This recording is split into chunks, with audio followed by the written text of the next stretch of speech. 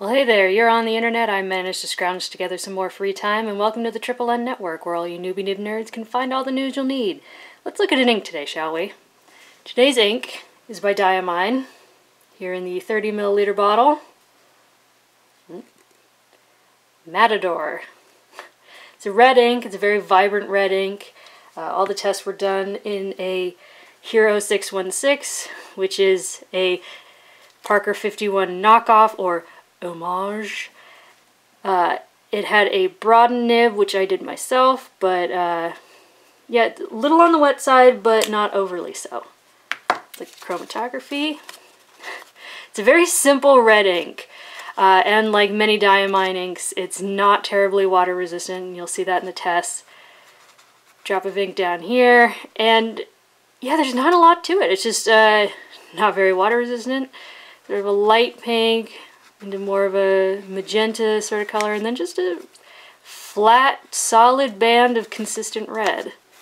So let's move on to the paper test, shall we? Starting from the top down in density, Clairefontaine 90 grams per square meter. As you can see, it's a red ink. It's very straightforward, it's bold, not a lot of shading. 17 seconds to dry, which really isn't too bad because this is fairly hydrophobic paper. This ink does what I tend to call halo, where it doesn't shade within the letters so much, but it does sort of create a darker outline around them.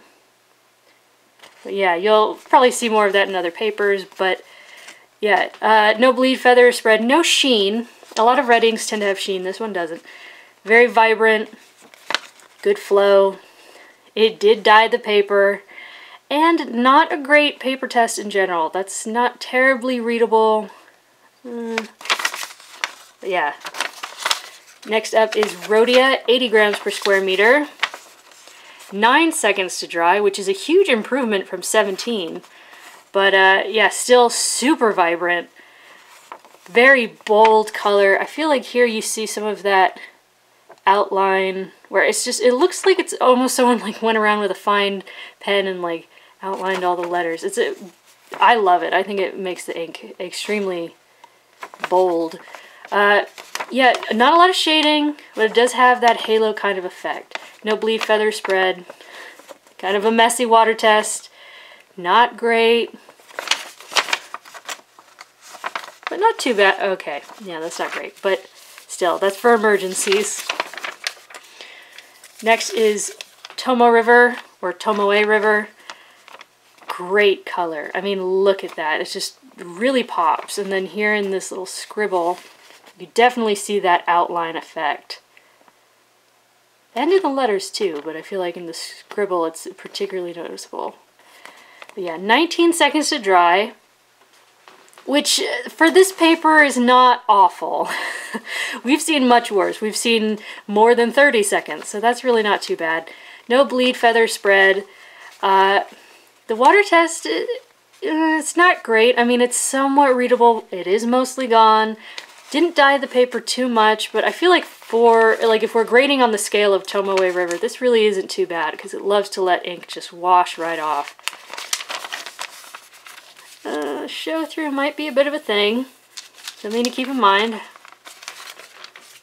Next is 20-pound copier paper, just standard sort of basic paper. I think this is great white. Yeah, great color, good vibrancy, 7 seconds, which for copier paper, because it's so absorbent, that is a bit on the long side, but really not that bad, especially if you're a fountain pen user. I mean, we know what we're getting into.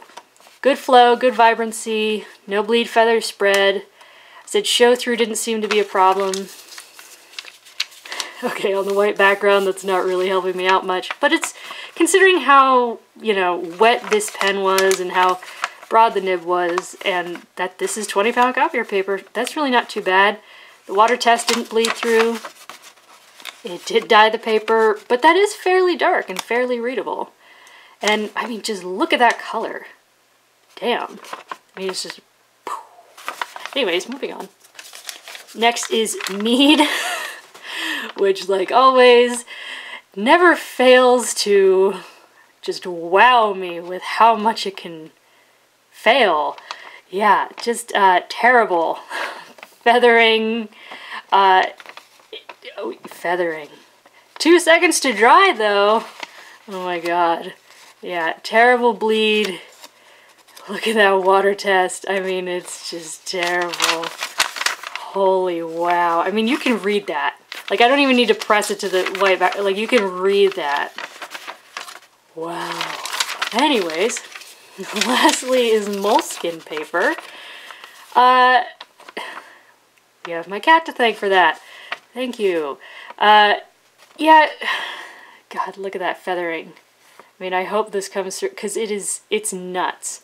I mean, it has vibrancy, and it even has almost a bit of that halo thing going on, but God, look at that. It's just terrible. 9 seconds to dry, which for this paper is fairly long, because it is fairly absorbent. It should be faster than that. Oddly, though, the water test wasn't terrible. It didn't dye the paper too much. It's fairly dark and readable. It did feather, but, I mean, yeah. I mean, it might do better in a finer nib, but I really doubt it, just because of how prolific all that feathering is. I mean, really, it's every letter. It's everywhere. Yeah. So, that's Diamine Matador. It's a wonderfully bold red ink. It really pops. It doesn't have a lot of shading, but it does have this weird halo effect that I kind of like. No sheen, but it's a really great basic red ink. I'd say it's a great grading ink, but it isn't terribly water fast. But there are some red inks that will dye the inside of your pen, and I've never had that problem with this. Even with these Hero 616s, which have, yeah, that's, don't put Bay State Blue in this. But anyways, it's this rubbery sack thing, which, as you can see, does get dyed sometimes. But this ink didn't do that, which is really nice. So, for your consideration, Diamine, or Diamine, I'm pretty sure it is Diamine. Diamine Matador Red. If you liked the video, please give it a thumbs up. If you'd like to see more, please subscribe to the channel. And so long from the Triple N Network. Bye.